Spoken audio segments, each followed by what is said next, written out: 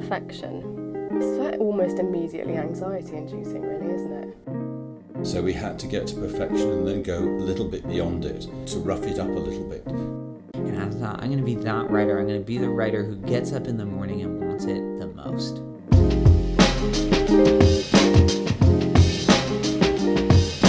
Hello and welcome to the Waterstones podcast. I'm Will Rycroft and this week we're going to be talking about perfection. Is it something for us to aim for? Does it even exist? And what on earth does a word like perfection mean to the authors we've spoken to? We'll be hearing from Sebastian Faulks, Charly Cox and Gabriel Tallent. But before we listen to their thoughts, it's time to say hello to Dan and Holly. Hello, gang. Hi. Hello. Now, each week, of course, I ask you to both bring something to the table. Who wants to go first? Should I kick it off? Sure.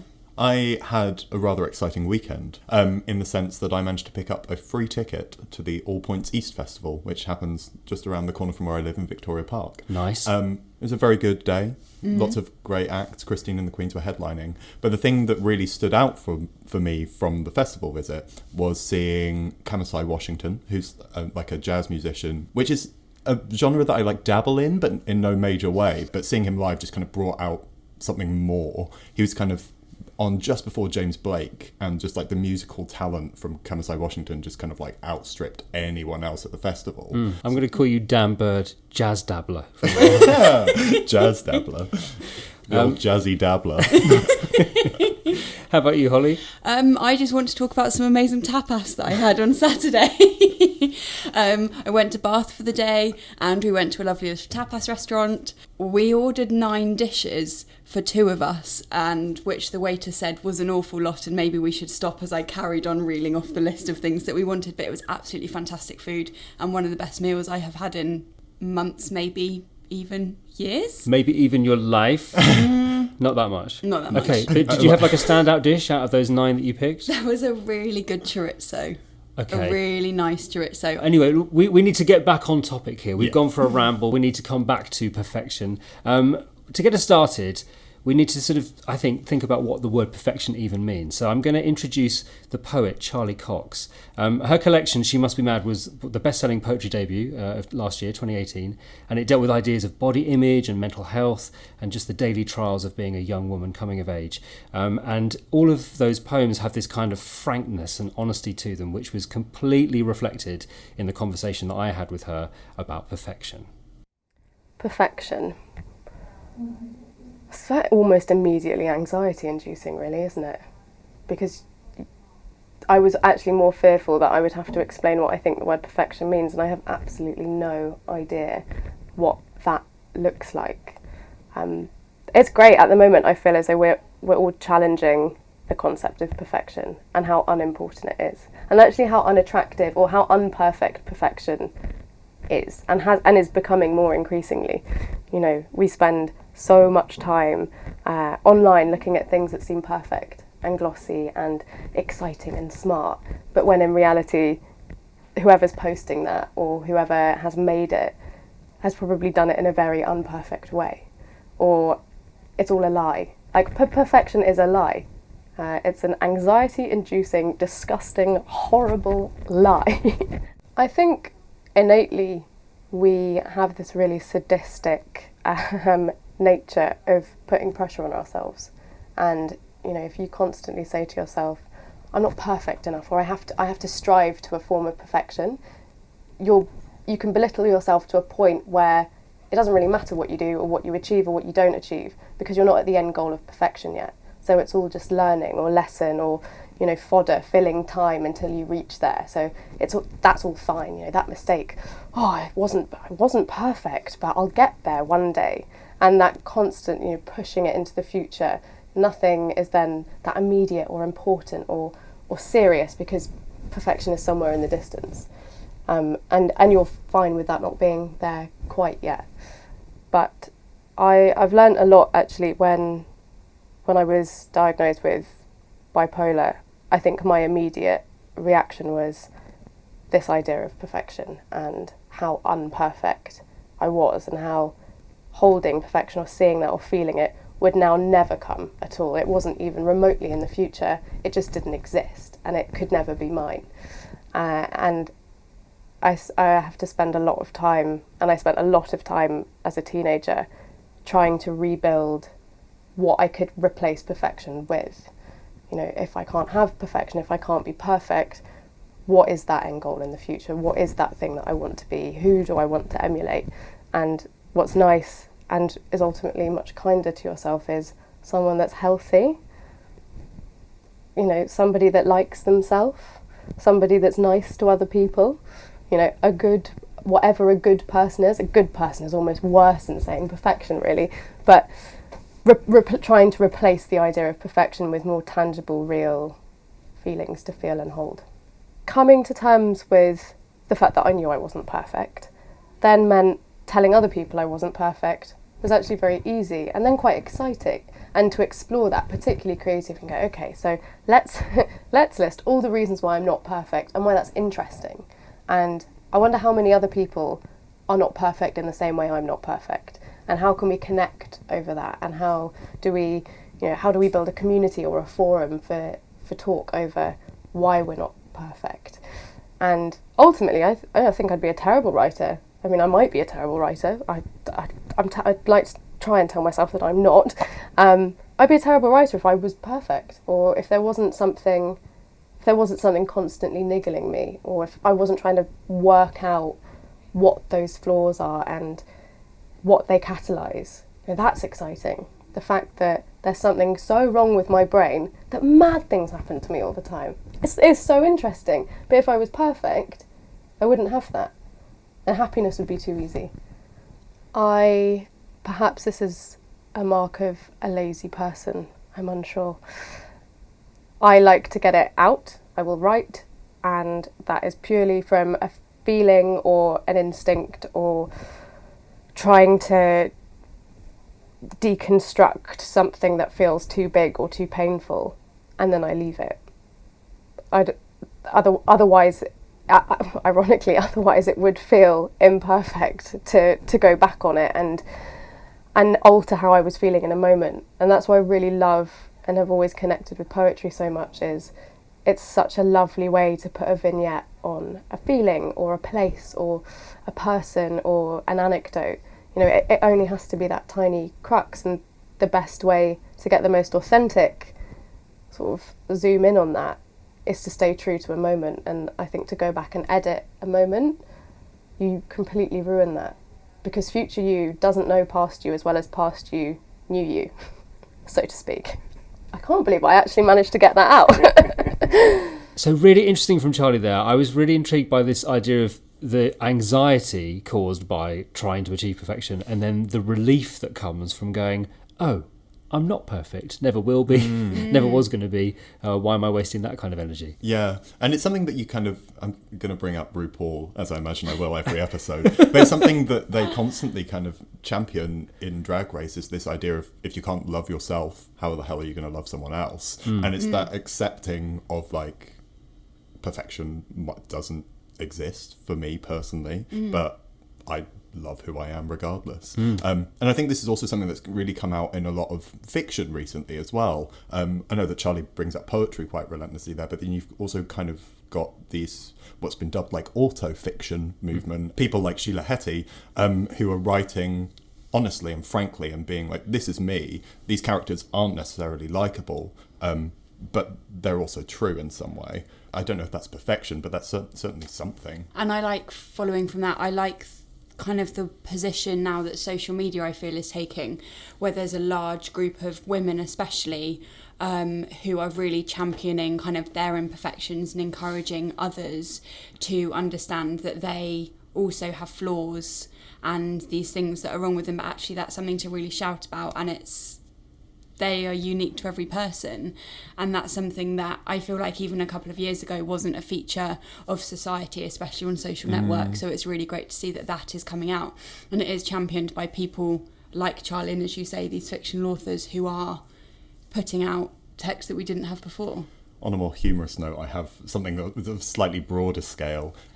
There's a Twitter account that I follow called Mascots Minute Silence, and it basically takes these moments from like US like football games, and when they have the minute silence, which is obviously a very like solemn moment, all of the players like silent, heads down, and then they just zoom in on the mascots, just like this giant bird in the corner, just like with its head down.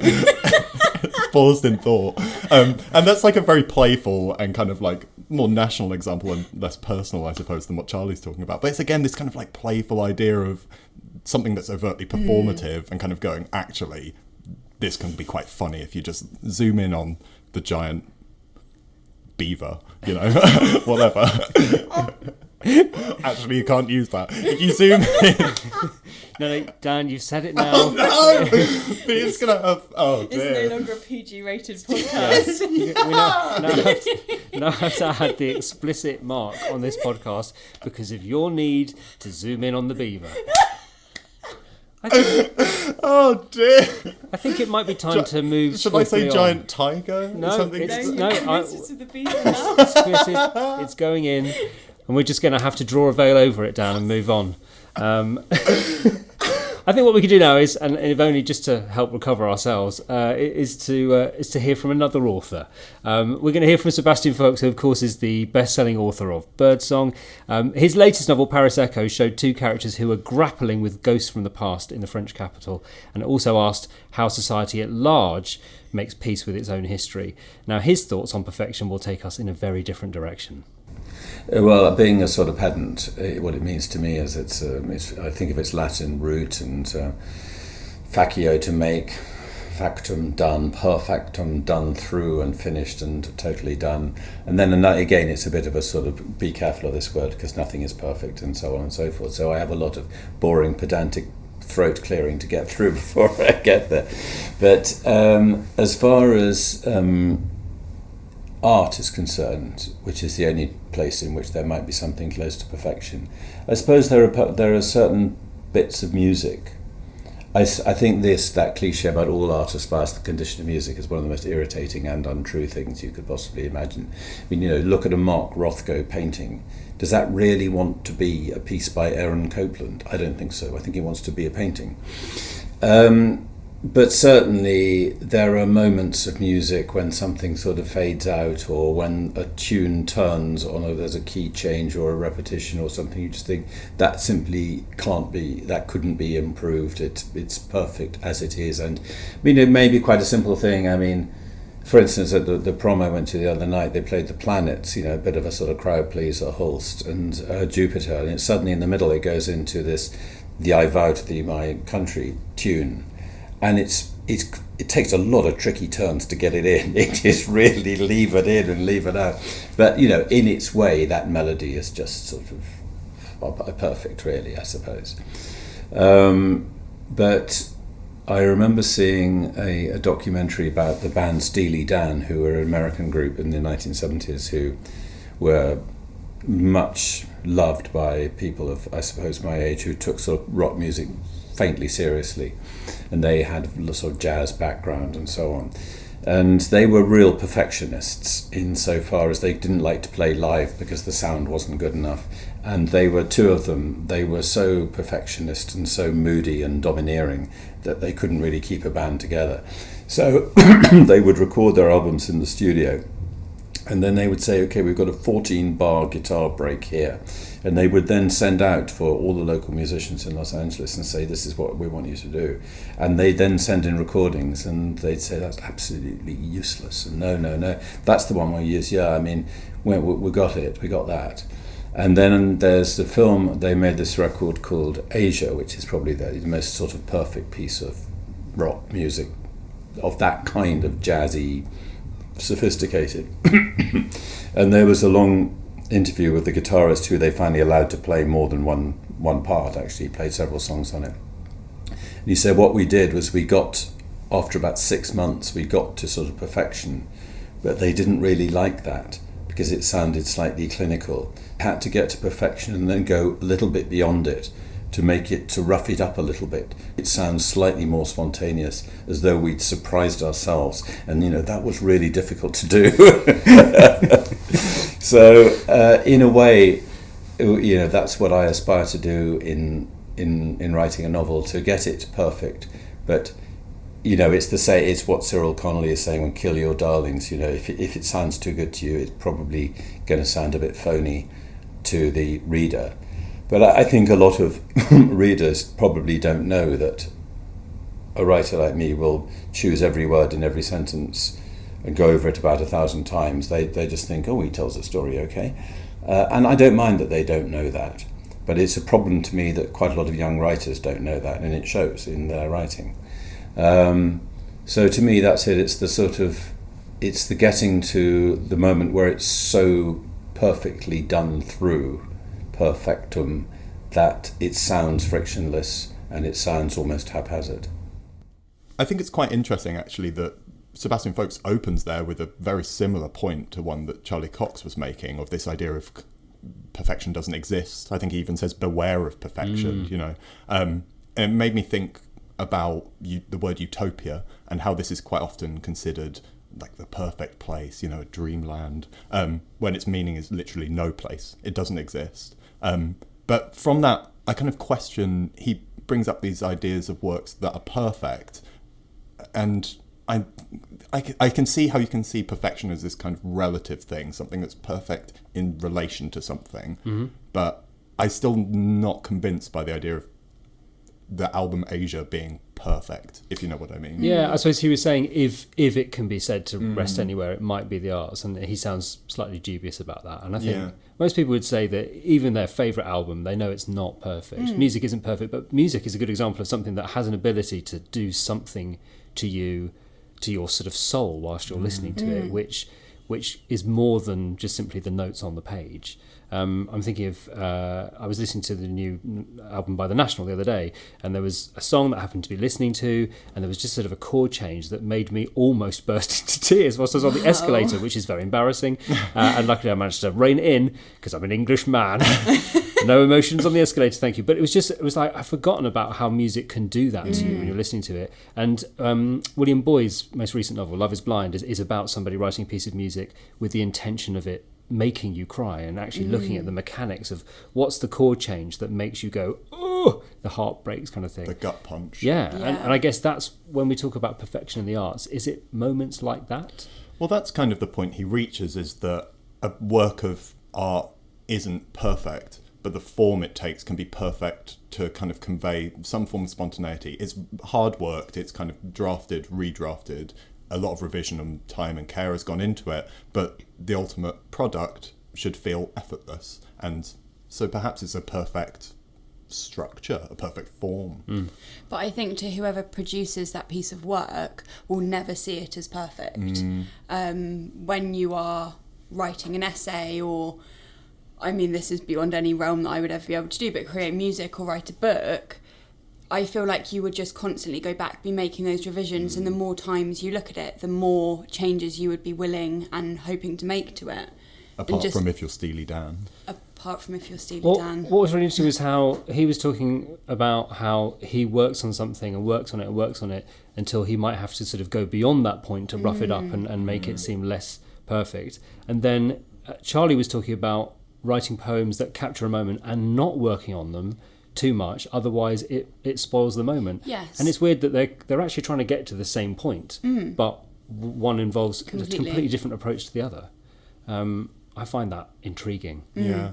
Well, I think they kind of ascribe to like different trajectories. If you've kind of got Sebastian Faulks who's striving towards perfection, it's like this kind of future thing that you can get to, whereas Charly Cox quite openly says, I don't believe in that future thing. And instead it's this kind of idea of circling around not perfection, circling around herself, and in that finding these like serendipitous fragments or vignettes, as she describes them.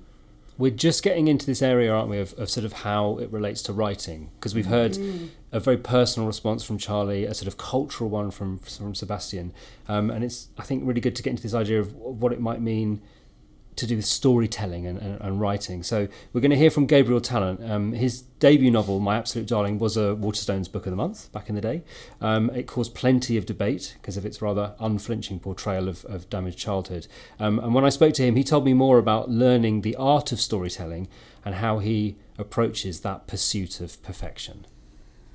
That's interesting. I sort of cut my teeth as a storyteller, telling stories over beers, around campfires, cooking up some Dutch oven enchiladas, and for me, like a good story is trying to tell someone something that cannot be, that is irreducible. You had an insight, and for the most part, like, we'd be out on trail crew, and we were always teaching each other how to interact with the youth.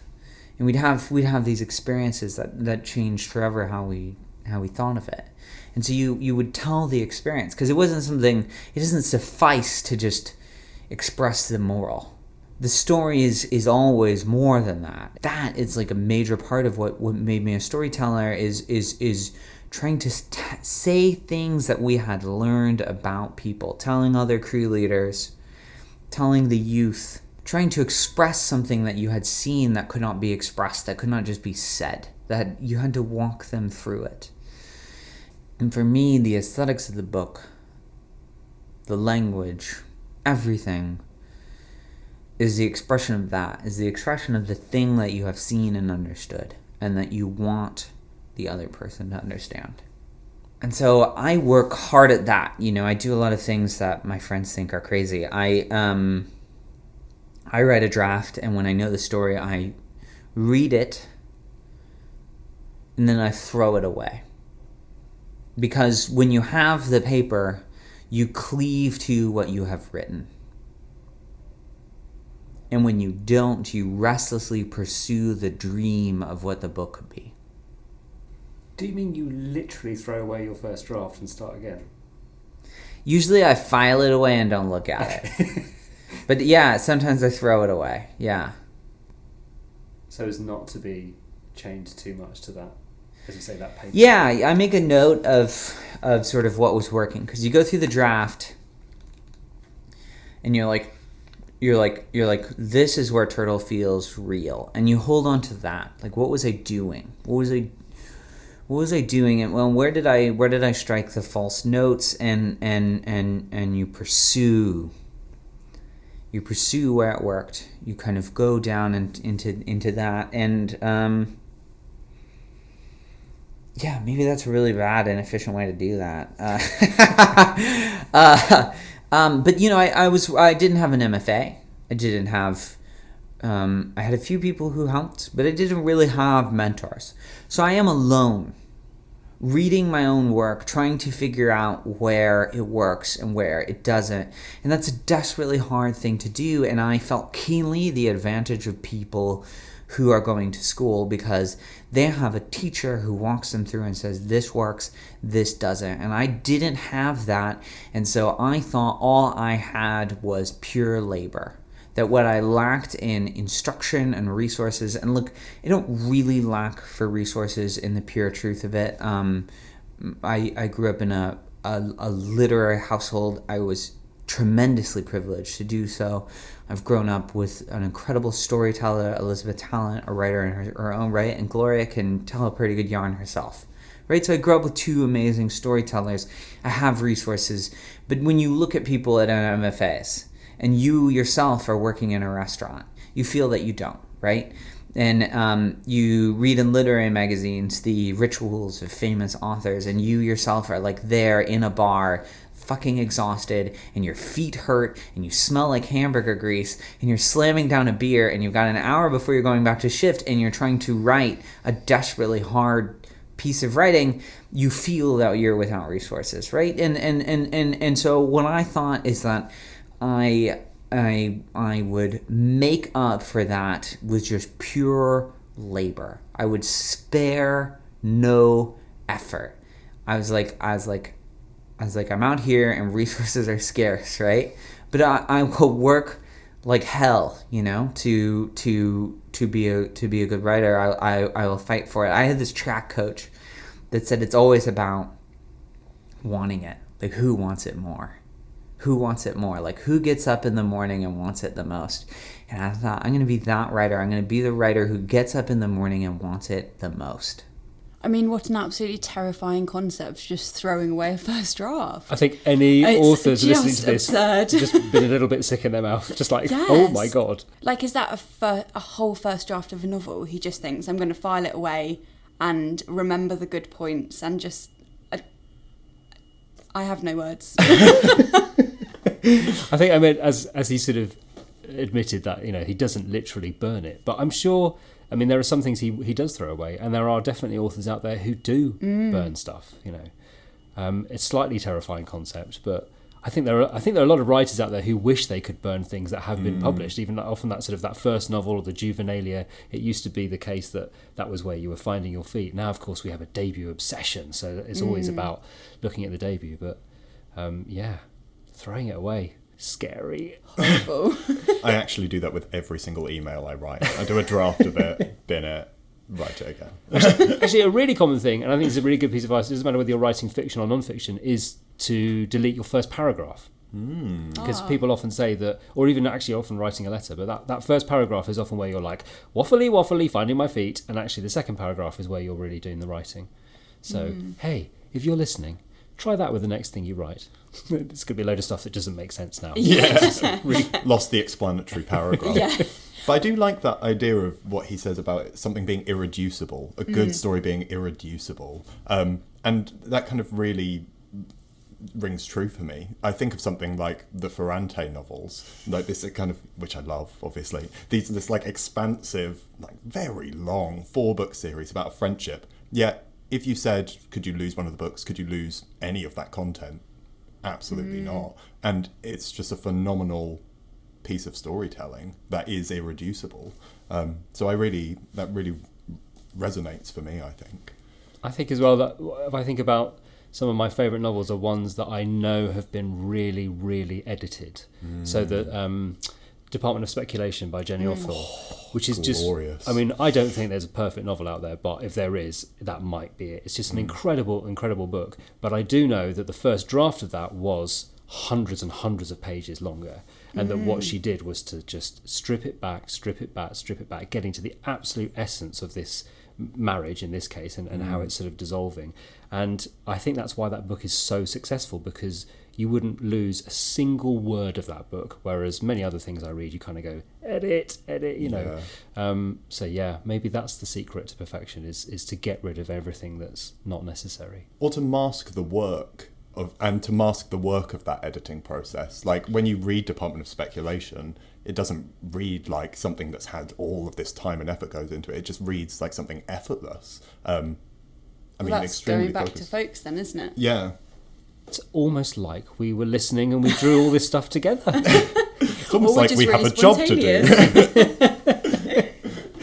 It's interesting how he describes himself as a storyteller instead of an author, but paints that picture of him sitting around fires, out on trails with younger people sharing these stories. And that's something that really comes across through the environmental aspects in the book and his scene setting that he writes about. That he is immersed in that environment. Yes. Oh, interesting. I think that goes back. I mean, that is the roots of storytelling is that thing of being sat around and trying to get something across to whoever's sat across you on that, you know, across the fire or wherever it is that you might be. I don't know, I always think there's so many.